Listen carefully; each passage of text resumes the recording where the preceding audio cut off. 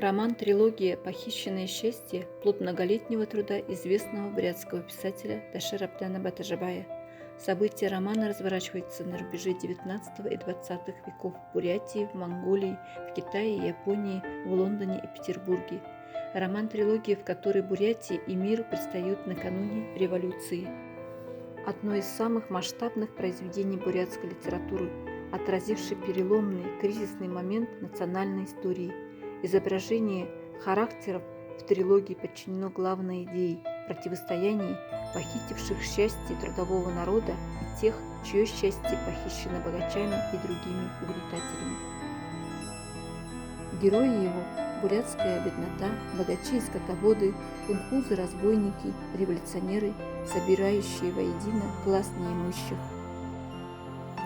Судьба главного героя произведения Аламжи предстает перед читателем как жизнь случайно оказавшегося на дороге истории и вовлеченного в водоворот событий, чуждых и непонятных ему, но в известной мере зависящих от его усилий. Захватывающее повествование, невероятные истории, тайные заговоры, трагическая история любви и судьба главного героя Аламжи, его борьба и поиски похищенного счастья.